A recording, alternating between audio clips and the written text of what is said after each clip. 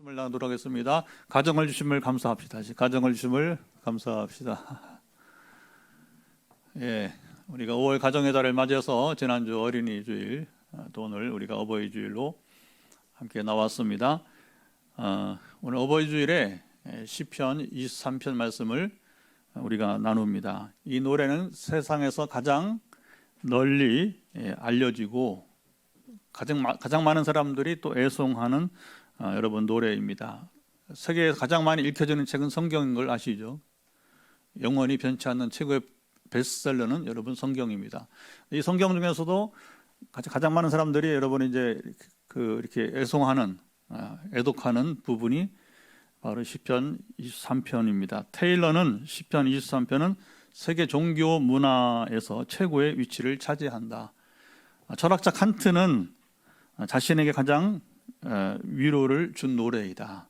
세계 최고의 설교가로 있었던 찰스 펄전은 모든 그리스도인이 마음속으로 가장 사랑하는 노래라 이렇게 말했어요. 원작자는 누구예요? 다윗입니다. 다윗. 그가 왕이 되기 전에 오랜 세월 목자의 경험을 했어요. 어린 시절에 청소년기까지 그러나 짧지 않은 시간이었습니다. 젊어서 목동 생활을 하면서 경험했던 것을 나이 들어서 거꾸로 이제 다윗이 해상을 하는 거예요. 그리고 양과 목자의 관계를 통해서 아주 멋진 작품을 여러분 노래했어요. 이스라엘은 우리나라와 달리 오랜 동안 목축 생활, 목축 경험을 하였습니다. 농경 생활도 하지만 가나안 땅에 들어와서 그들의 상당수는 목축에 의존합니다. 목축의 대부분을 차지하는 것이 이제 양이었고요. 그러니까 지리적 특성으로 풀이 부족하니까 광야 주로 갈릴리나 이제 갈멜산 지역에나 가야 이게 농사할 수 있는 여건이 된단 말입니다. 그러니까 소나 이 말을 키우기에는 적합하잖아요. 풀이 많지 않으니까 그들은 양에 대해서 익숙하였고 또 목자가 하는 일이 무엇인지 너무나 잘 알았습니다. 양은 전 세계 어디에든지 가도 여러분 있어서 이 노래가 세계 만민들에게 공감을 형성하였습니다. 우리도 뭐 양을 많이 키우지 않지만 그러나 맘만 먹으면 그렇죠? 우리가 양을 여러분 쉽게 만날 수 있습니다. 자, 1절 여호와는 나의 목자시니 시작. 여호와는 나의 목자시니. 다윗은 하나님을 목자로 자신을 하나님의 이제 양으로 비유하여 노래했습니다. 원래는 누가 목자예요? 다윗이 여러분 목자였는데 자신이 목자가 여러분 아니고 하나님께서 나의 목자라 여기 여러분 이제 자신은 하나님의 양이라고 노래했어요. 다윗은 왜 자기가 목자가 아니고 왜 하나님께서 나의 목자시라고 자신은 하나님의 양이라고 노래하였을까요? 양은 가축입니다. 가축은 집에서 기르는 짐승들이죠. 가축은 사람들의 도움이 필요합니다. 물론 가축 중에도 사람들이 돌보지 않아도 야생을 할 수 있는 것들이 있어요. 그럼에도 불구하고 더 효과적으로 이제 기르기 위해서 이 사람이 이제 돌보는 것이죠. 개, 소, 말, 여러분 이제 뭐 닭 이런 것들은 굳이 사람이 돌보지 않아도 그죠 스스로 야생을 여러분 이제 할 수 있어요. 그런데 가축 가운데 야생을 도무지 이건 뭐 이제 정말 목자가 없이는 살 수 없는 여러분 이제 주인 없이 살 수 없는 야생을 못하는 가축이 하나 여러분 있다면 그게 바로 양이라고 하는 겁니다. 자, 양은 왜 야생을 그렇게 하지 여러분 못할까요? 양은 고도의 근시, 멀리 보지 못한다는 거죠. 그래서 항상 양의 자세를 보면 이 고개가 이 머리가 이렇게 하늘을 향하지 않고 항상 어디를 향해요? 이 땅을 이렇게 그 고개를 숙이고 앞에 있는 양들을 볼 정도로 시력이 약하다고 하는 겁니다. 당연히 먹이가 있는 것을 양이 스스로 찾아갈 수가 여러분 없어요. 요즘 말로 말하면 그걸 길치. 근데 우리는 뭐 사람들은 여러분 앞을 못 봐서 길치가 아니라 길을 잘 모른다는 거죠. 공간 개념이 이게 자꾸 인식이 안 되니까 길치인데, 그런데 양은 시력 자체가 약하기 때문에 어느 곳을 찾아갈 수가 없다는 거죠. 또 양은 귀도 어둡습니다. 야생하려면 청각이 필수잖아요. 되게 여러분 이제 우리 동물도 보면 하나님 다 살아가신 길을 주셨어요. 야생하는 것들은, 그렇죠? 어떤 건 막 이 후각이 뭐 사람보다 10배, 20배 이렇게 후각이 발달해 가지고, 그러니까 여러분 이제 야생을 하는 거예요. 아니면 뭐 청각이 맞아요. 아니면 시력이 뛰어난다든지. 독수리 같은 경우는 뭐 시력이 얼마나 여러분 뛰어납니까? 저 천공에서도 여러분 그 밑에 마치 레이더로 보듯이 그 땅 아래에 지금 어떤 지금 이제 독수리가 여러분이 이제 그 급습할 그런 그 말하자면 이제 그 사냥감이 있는지 찾잖아요, 그렇죠? 그러니까 다 짐승마다 여러분 살 수 있는 길을 주셨는데, 그 양은 맹수가 다가오는 소리도 듣지 못한다는 겁니다. 목자의 소리만, 가까이 있는 목자의 소리만 겨우 알아듣습니다. 양은 또 몰려 다니는 습관이 있어서, 문제는 양털이 서로 이렇게 얽히게 되면 이제 뜯기게 되니까 목자들은 이것을 방지하기 위해서 염소나 개를 풀어서 이렇게 서로 이렇게 가까이 붙어주지 못하게 적당히 떨어지게 이렇게 또 이렇게 하기도 합니다. 양은 이런 신체적인 그런 한계 때문에 목자에게 절대적으로 의존하는 그런 동물이에요. 양은 목자가 함께 있으면 대신에 모든 것이 여러분 해결됩니다. 오늘 본문은 목자가 양과 함께 할 때 어떤 것들이 해결되는지를 하나씩 잘 여러분 이제 전해주고 있어요. 1절, 목자가 있으면 양은 부족함이 없습니다. 부족하다고 하는 것은 뭐예요? 결핍을 말하잖아요. 자, 그러니까 양은 목자가 있으면 결핍, 빠질 것이 여러분 이제 없다 하는 것입니다. 자, 목자가 있어서 양은 2절, 푸른 풀밭으로 가서 풀을 먹습니다. 근데 전에 이건 이제 현재 우리 성경 개역 개정이고요. 요 앞에 번역은 개역 우리 한글 번역인데, 푸른 풀밭이라는 거 뭐라고 했어요? 번역을 푸른 초장이라고 했어요. 그래서 그 오래전에 어느 미션, 이제 우리 기독교 고등학교에서 이제 기독교 고등학교나 대학은 여러분 학교에서는 채플 예배를 드리잖아요, 그렇죠? 주중에 한 번씩 정한 시간에. 근데 예배를 드리는데 마치 오늘 본문을 성경을 읽는 거예요. 그러니까 옆에 둘이 있던 친구가, 경상도 친구들 사이에서 하나이가 뭐라고 하냐면, 야 초장이 푸르가, 초장이 푸르냐 말입니다. 그러니까 옆에 있던 친구가 와사비 아니가? 이게 장난. 그 초장, 푸른 초장, 그러니까 이제 성경을 모르니까 그런 뭐 이제 일화도 있습니다만은, 양은 홀로 풀이 있는 곳으로 여러분 갈 수 없어요. 우리나라는 사실 집만 나가면 여러분 풀이 곳곳에 있잖아요, 그렇죠? 우리는 뭐 이런 것을 보면 이 상상이 안 가는 거예요. 우리 환경으로는 이런 말 자체가 여러분 이해가 되지를 않습니다. 이스라엘은 전혀 달라요.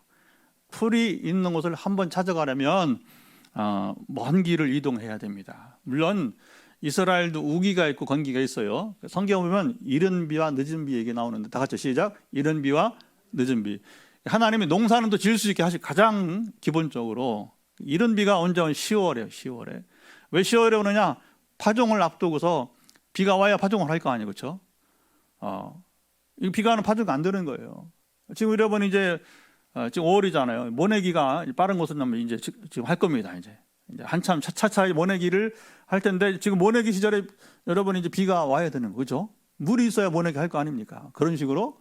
그리고 늦은 비는 4월에, 왜 4월이냐면 이제 되게 밀이나 보리, 곡식을 언제 추수하냐면 보통 이제 빠르면 5월 말, 그렇죠? 6월에 이렇게 추수하는데, 4월에 비가 내려서 마지막 뭐냐면 이제 그 곡식이 연걸어야 돼요. 이 알이 차있는 말이죠.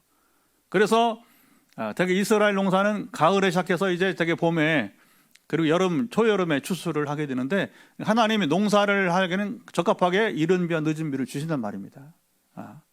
그리고 건기는 그 다음에 이제 5월부터 9월은 거의 비가 없는 거예요. 그러니까 이제 풀이 있어도 아주 극소량이고, 그다음에 어떻게 그나마 풀이 건기 자라느냐? 그래도 지형적 우리랑 다른 것은 뭐냐면 이슬이 내리는데 우리나라 이슬하고는 비교가 안 될 정도로 그 광야에 이스라엘이 풍성히 내려서 그러니까 작은 풀들은 그 이슬을 머금고 살 정도로 하나님 여러분 다 어느 석에도 살 수 있는 여러분이 환경을 주시는 것입니다. 할렐루야. 그러니까 큰 동물은 기를 수 없고 양떼는 어느 정도 소규모로는 양떼는 이제 키울 수 있다 하게 되는 것이죠. 풀이 있는 곳은 어쨌든 그들은 주기적으로 이동을 해야 합니다. 목자는 모든 길을 이제 경험을 통해서 이미 잘 알고 있어서 양들을 제때에 풀과 그리고 풀밭과 물가로 인도합니다. 양의 필요는 목자가 있으면 여러분 부족함이 없이 채워집니다. 자, 이렇게 양들은 목자가 있어서 모든 필요를 채워주는데 4절 사망의 음침한 골짜기로 달린다 이렇게 노래합니다. 여기 한 가지 의문이 생기는 것입니다. 왜 목자가 있는데 양이 여러분 굳이 사망의 음침한 골짜기로 여러분 다니냐 하는 것입니다. 자, 다윗이 자신을 목자가 아닌 양으로 여호와는 나의 목자시라고 노래했습니다. 다윗이 이 노래를 지은 것은 오랜 세월이 지나서 이제 왕이 되고 이스라엘을 통일한 이후의 일이었습니다. 자녀들이 장성하였고 다 자란 이제 왕자 가운데 압살롬이 아버지에게 반역을 하게 됩니다. 다윗이 아들에게 쫓겨서 왕궁을 버리고 내일 일을 알 수 없는 가운데 이제 피난을 갔어요. 다윗이 피난 가운데 이 노래를 지은 것으로 추정이 됩니다. 다윗의 인생은 파란만장했습니다.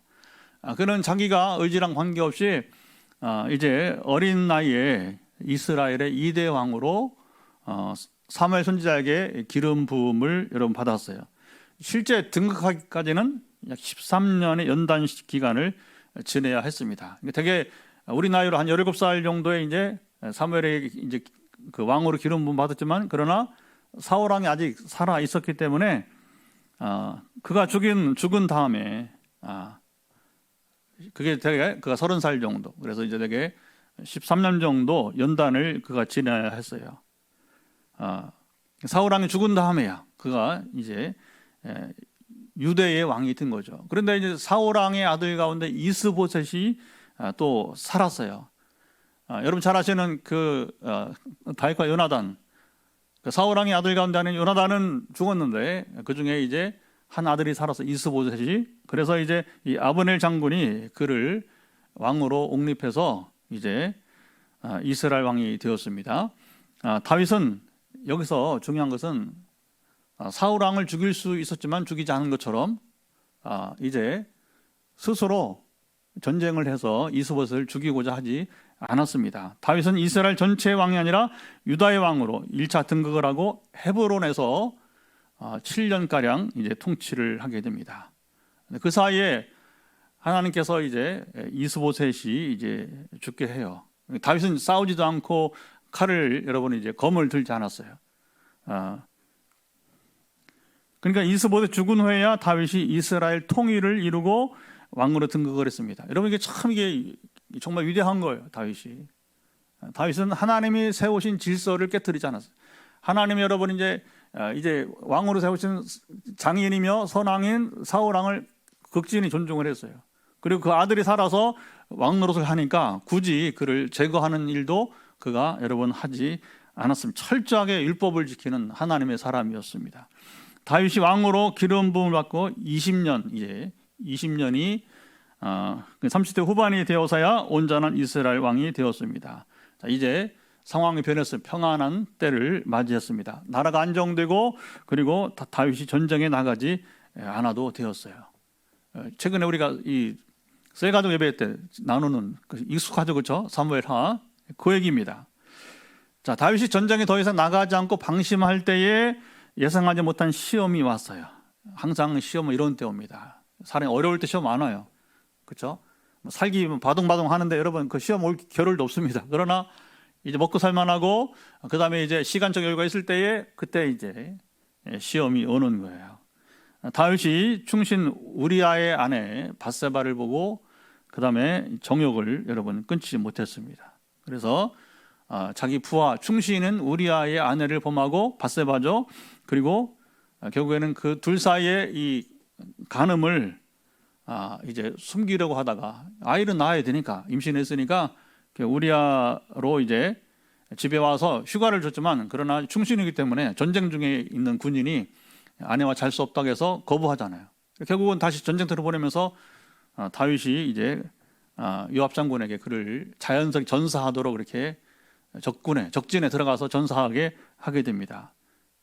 다윗이 쾌락을 위해서 엄청난 죄를 지었어요. 정말 순간에 간음만 아니라 살인까지 여러 번 지었습니다. 사람이 여러분 악하면 이렇게 할 수 있다는 사실을 보여주어요. 지금 푸틴이 보면 그래요. 푸틴이.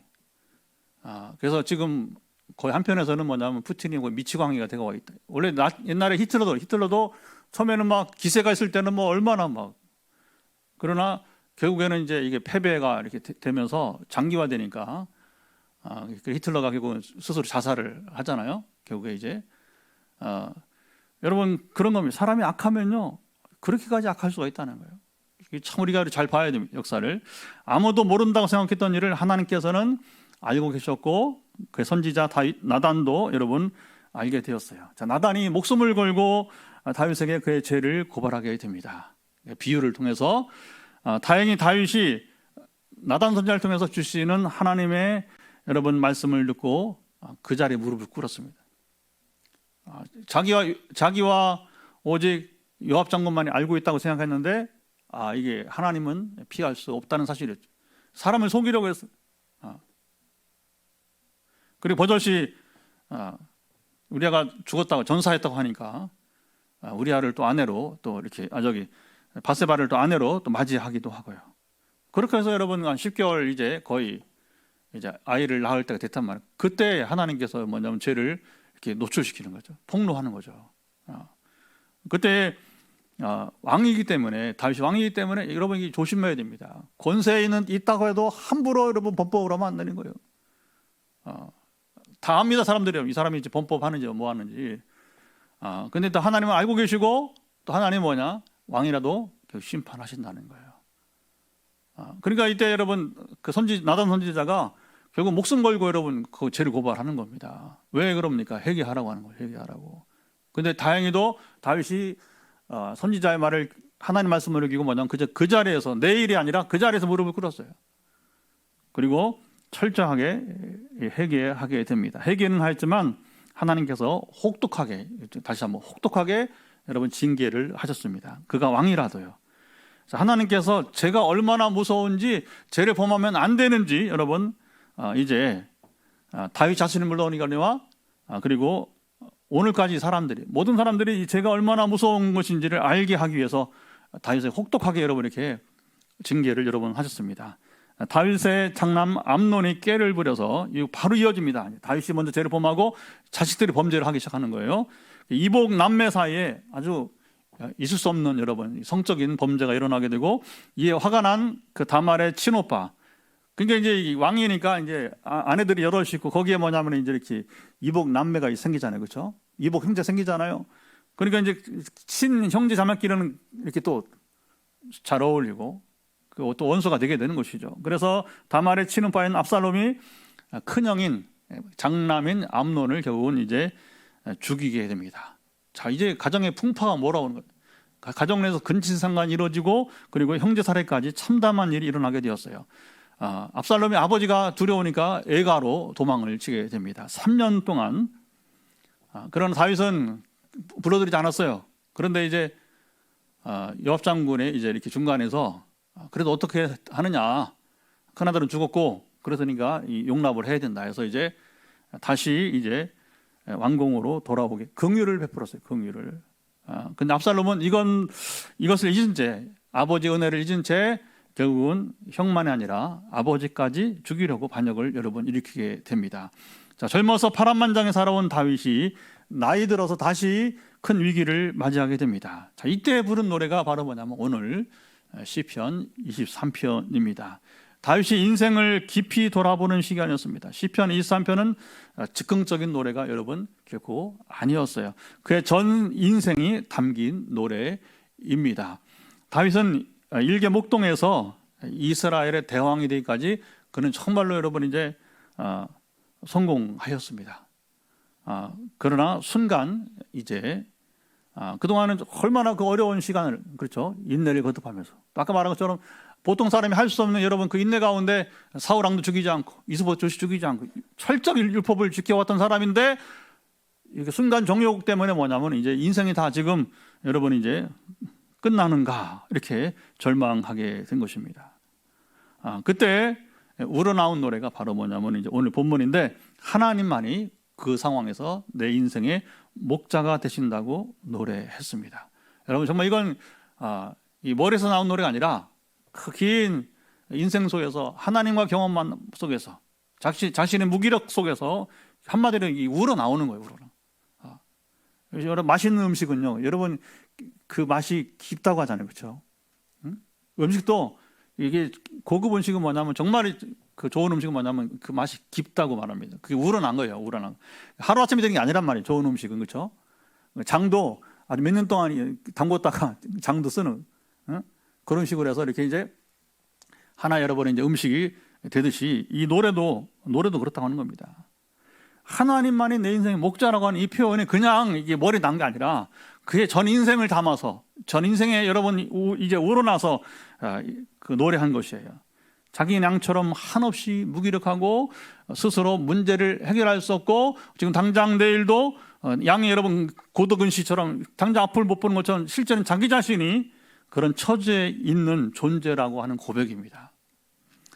다윗의 나약함이 고스란히 여러분 드러납니다. 지금 다윗은 자신의 노래한 대로 사망의 음침한 골짜기 가운데 여러분 있었습니다. 4절, 그 실상은 매우 절망적이었어요.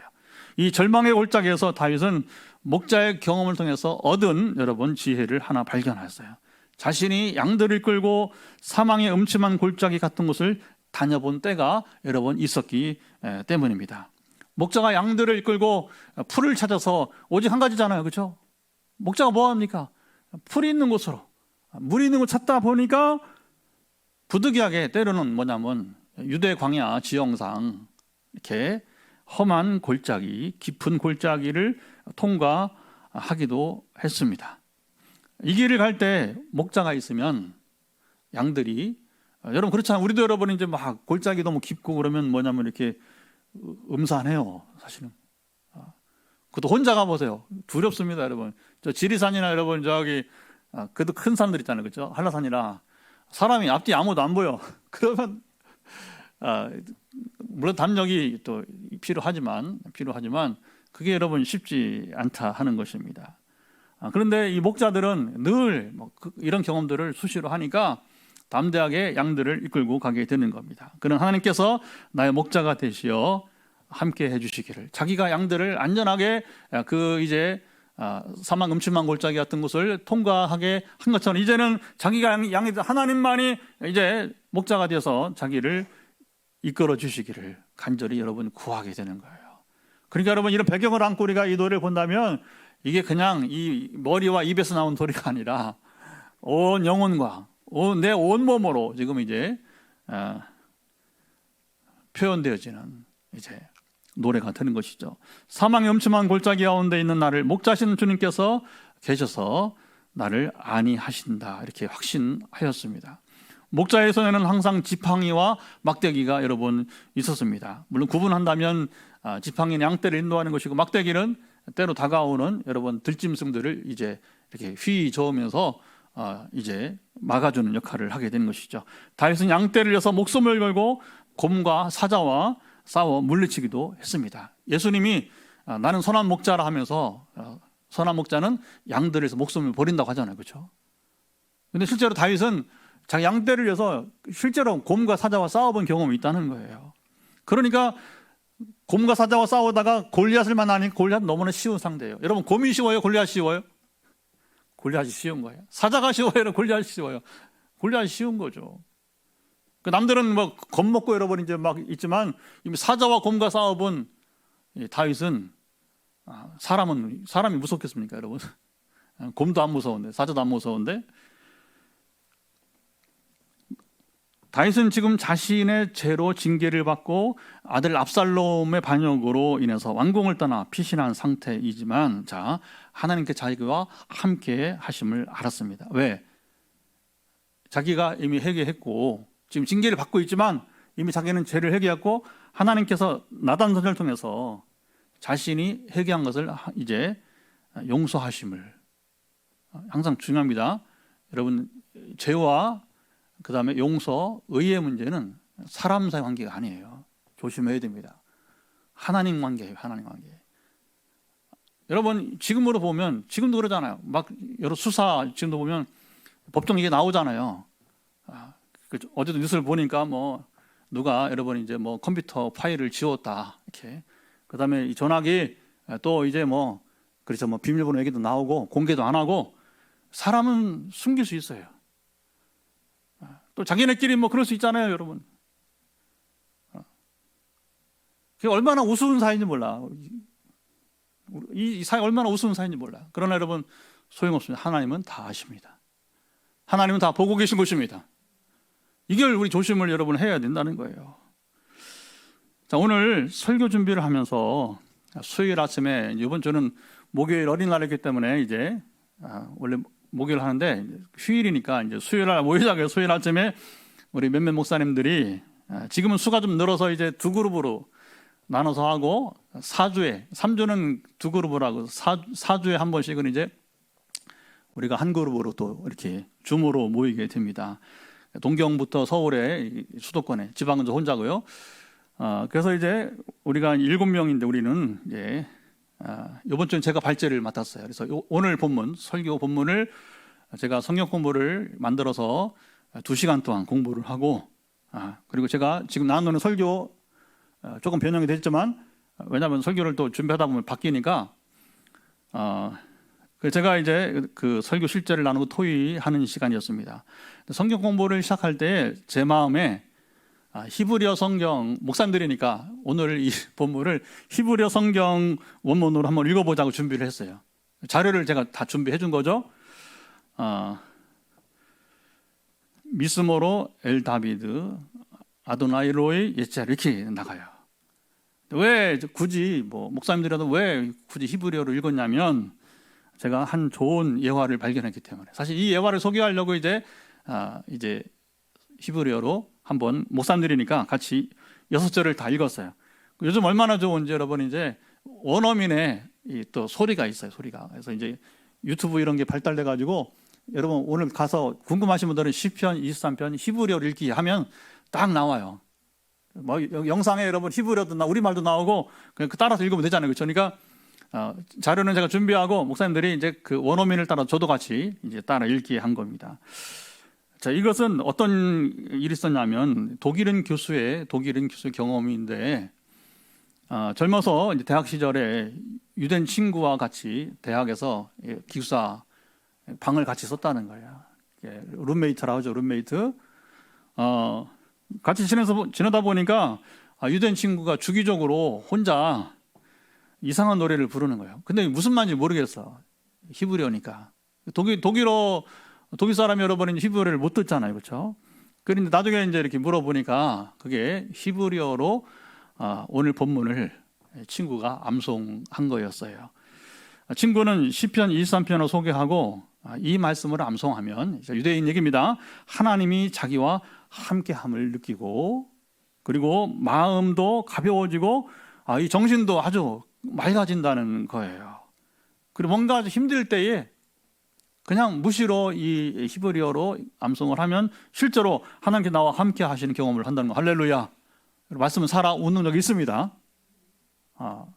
우리말로 해도 돼요. 우리 꼭 히브리어도. 이 사람은 유대인이니까, 자기가 유대인이니까 이제 히브리어로 하게 된 것이죠. 그러니까 자연히 뭐 친구 따라 강남 간다고 결국에 친구 때문에 독일 훗날에 교수가 된 이 독일 교수가 대학생 때 뭐냐면 자연스럽게 히브리어로 시편 23편을 암송하게 되었어요. 그리고 뭐 원어민이니까, 유대인 친구 원어민이니까 원어민의 발음에 따라서 정확하게 이제 암송을 해. 세월이 지나갔습니다. 히틀러가 등장하고 유대인들을 학살하기 시작하잖아요, 그렇죠? 유대인 친구도 결국 비밀 경찰에 이제 잡혀서 가스실로 이제 아시죠? 유명한 이제 끌려가게 됩니다. 친구를 급하게 찾아가는데 마음이 다급하잖아요. 그래서 이제 친구는 이미 트럭에 실려서 출발하고 급하게 자전거를 타고서 이제 밟아서 따라갑니다. 그러면서 친구 이름을 부르는 거예요. 근데 친구가 트럭에 이렇게 옛날에 이렇게 그 뭐라고 그래요? 포장을 쳤잖아요. 포장을 사람 못 보게. 그래서 이제 포장을 이렇게 살짝 드러내면서 얼굴을 쭉 내밀더니 친구 웃더라는 겁니다.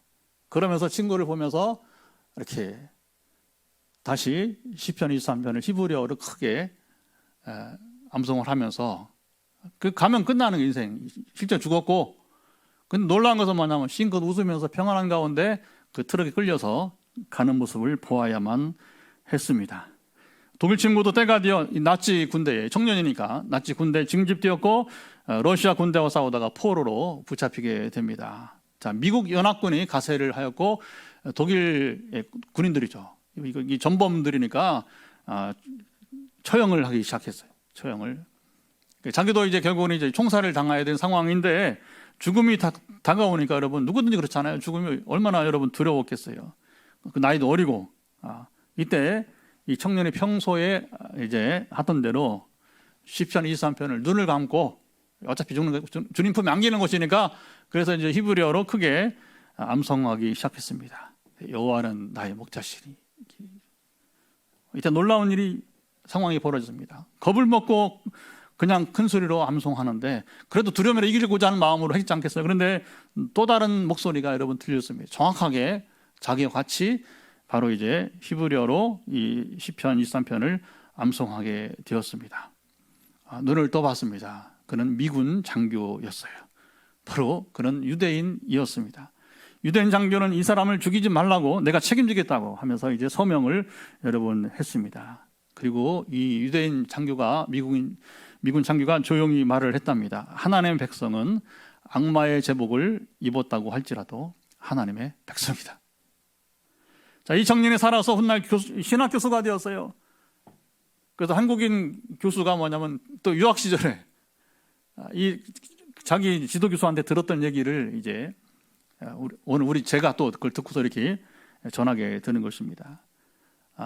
훗날에 이분이 이제 교수가 되어서 자기 수업 시간에 때를 따라서 뭐냐면 얼마나 감격스러운 것입니까?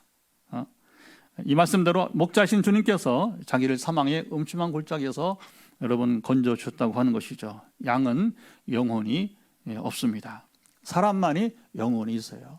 우리가 애완견 또 뭐 고양이 뭐 키울 수 있죠. 그러나 한 가지 조심할 것은 뭐냐면 짐승은 영혼은 없다는 거예요. 이거 우리가 한 차별은 둬야 됩니다. 다윗은 하나님께서 육신을 먹이시고 입히시고 위기에서 건지듯이 3절 내 영혼을 소생시킨다고 노래합니다. 하나님은 우리의 육신만 아니라 영혼을 여러분 지키시는 분이십니다. 예수님은 몸은 죽여도 영혼은 능히 죽이지 못하는 자들을 두려워하지 말고, 누굽니까? 피조물인 사람들을 두려워하지 말고 오직 몸과 영혼을 능히 지옥에서 멸하실 수 있느니 누굽니까? 창조주이죠. 하나님을 두려워하라고 말씀하셨습니다. 다윗은 이 진리를 이미 알았어요. 다윗은 자신의 죄로 죽을 수밖에 없었지만 특별히 사울에게 사실은 여러분이 젊어서 큰 충격이 뭐였냐면 사울왕의 장인, 사실은 자기 원해서 장인이 된 것, 사위가 된 것도 아니지만 전쟁하다 보니까 공로를 인정받아서 딸을 줘서 부득이 이제 그가 왕의 사위가 되었는데, 그러나 사울왕이 여러분이 이제 알잖아요. 하나님을 떠나서 결국에 죄를 범하면서 비참한 그 인생을 여러분 보았지 않습니까? 자기가 사울왕처럼 사실은 자기도 죽을 수밖에 없었어요. 그러나 철저히 회개할 때 자신의 영혼을 하나님께서 살리심을 여러분 경험하게 되었습니다. 다윗은 자신이 원수들에게 위기를 당하고 있지만 하나님께서 나에게 곧 승리를 주실 것을 확신하며 노래했습니다. 5절 한번 보세요. 5절 보시면 내 원수의 목전에서 내게 상을 차려주시고 내 머리에 기름을 부으실 것이라. 자, 원수들이 자기를 위협하고 있지만 끝내 원수들이 패하고, 여기 상은요 밥상을 봐, 밥상을. 거기서 잔치 밥상이, 그리고 거기서 뭐냐면 기름 부음. 그래서 자신이 그들 앞에서 존귀하게 될 것이라고 하는 노래인 것입니다. 자, 이제 시련은 지나고 6절 보시면 내 평생에 뭐가 따라요? 선하심과 인자하심이 반드시 나를 따른다. 나는 여호와의 집에 영원히 살리로다. 노래로 마칩니다. 이제 험한 일, 악한 일은 다 지나가 버렸어요. 좋은 일만이 나를 것이라고. 여러분, 우리 오늘 어버이주일인데 우리 어른들 얼마나 고생하셨어요. 그러니까 이제 여러분, 이제 우리 어른들이 특별히 이제 적어도 60 넘고, 이제 전 아직 60이 아닙니다. 조금 남았어요. 어쨌든 간에 여러분, 이제 어른들 고생했는데 이제는 여러분 정말로 험한 일, 이 악한 일은 다 지나가고, 여기 다윗이 노래한 것처럼 여러분에게도, 우리 어른들에게도 진정으로 선한 일, 여러분 인자한 일만 있기를 바랍니다. 아멘. 이게 참 나이 들어서 이게 있으면 더 얼마나 여러분 힘들어요. 그러니까 이제 다윗의 이 간절한 노래가 우리 가정의 노래가 되길 축복합니다. 나는 하나님의 집에 영원히 거하는 복을 누릴 것이라고. 이게 굉장히 또 중요한 노래입니다. 여러분, 하나님의 집은 지상에서는 이 교회를 말해요. 그리고 내세에서는 영생하는 천국을 여러분 의미하는 겁니다. 그러니까 우리는 지상에서 하나님의 집인 교회, 우리가 여러분 여기서 하는 나라를 맛보고, 죽음은 통과에 불과하고 우리 영원히 하나님 나라를 맛보게 될 것입니다. 누리게 될 것입니다. 우리 한국교회는 뭘 배워야 되냐면 지상에서 누리는 하나님 나라를 배워야 돼요. 너무 죽어서 갈 나라만 보지 마시고, 그건 당연한 것이고. 그러니까 한국교회가 어떻게 하면 변화되느냐, 우리가 사는 이 교회가, 우리가 사는 이 땅이 천국이 되게 해야 돼요. 아멘. 그러면요 자연의 상식이 통하고요, 제가 멀어지고, 그렇죠? 험한 말이 사라지고요, 감정도 조금 여러분 유순하게 되어지고요, 미워하지 않고요, 용서하고, 이게 천국이잖아요, 그렇죠? 근데 이제 참 안타까운 것은 뭐냐면 너무 죽어서 갈 나라만 기다리고 있는 것 같아요. 제가 30세 목회해보면서 목회 현장 가보면, 그리고 우리가 여러분 지금도 여러 가지 지금 사실은 쉽지 않은 시대를 막 살고 있어. 우리가 지금 이 나라가 왜 이 모양이 됐는가, 그걸 여러분 신학적으로 제가 분석해 보니까 딱 한 가지더라고. 왜 한국교회는 왜 죽어서 갈 나라만 말을 해? 아니야, 그게 아니고 이 땅에서 지금 우리가 하나님 나라를 누려야 될 것입니다. 하나님 나라가 되게 해야 될 것입니다. 근데 이게 소홀하단 말이야. 왜 그러냐? 기복주의로 하는, 기복주의로 자꾸 성공주의, 출세주의로. 너무 우리는 여러분 성공, 출세 하다 보니까 뭐냐, 남을 짓밟아야 돼. 지금도 그런 사람들이 성공해요, 겉으로 봤을 때는. 잔인합니다, 여러분. 얼마나 잔인해요. 자기는 뭐 똑같이 죄를 범하고도 남은 짓밟는 거예요. 그러니까 그게 지옥이 돼버린 거예요. 이 세상에, 이 땅이 지옥이 돼버린 거예요.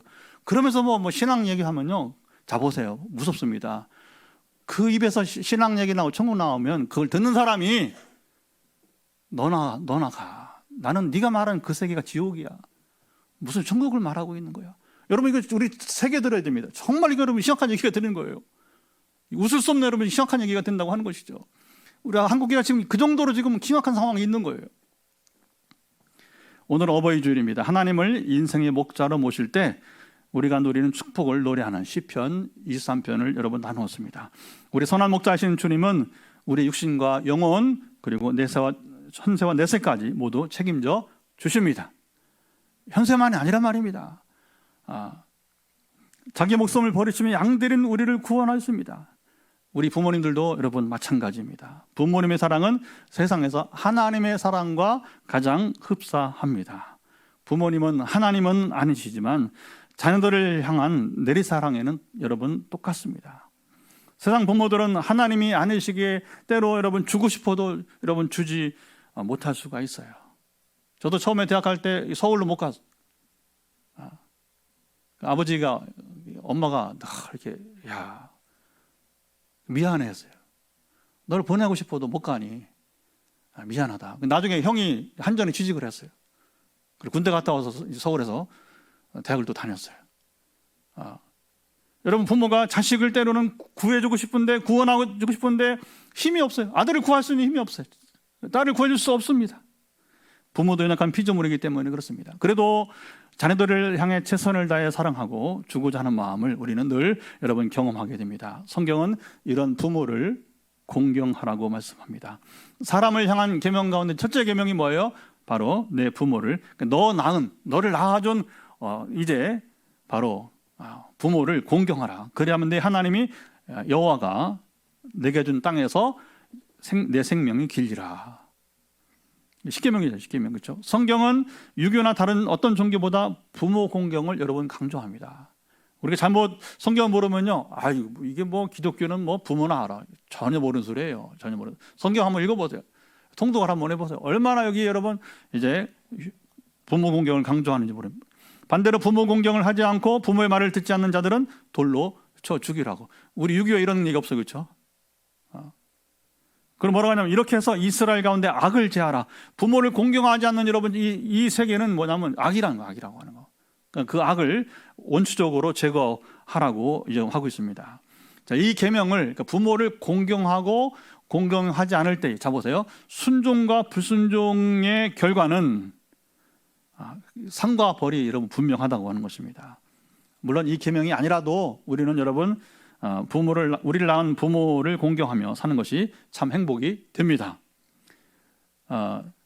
이번 이제 어버이 주를 맞으면서 우리 목회자 세계에서 SNS가 있잖아요, 또 따로. 근데 이제 제가 딱 눈에 꽂힌 게 하나 있어요. 밀양에 저는 같이 만나고 남목사님이라고 알잖아요. 남목사님 애손녀가 그 목사님이 저보다 2년밖에 아닌데 본인도 결혼을 빨리 하고 딸이 결혼을 빨리 해서 벌써 지금 애손자가 뭐 초등학교도 안 해. 우리랑 많이 차이 나는데. 근데 애손녀가 이번에 이제 어린 날 이제 같이 만난 거예요. 3대가.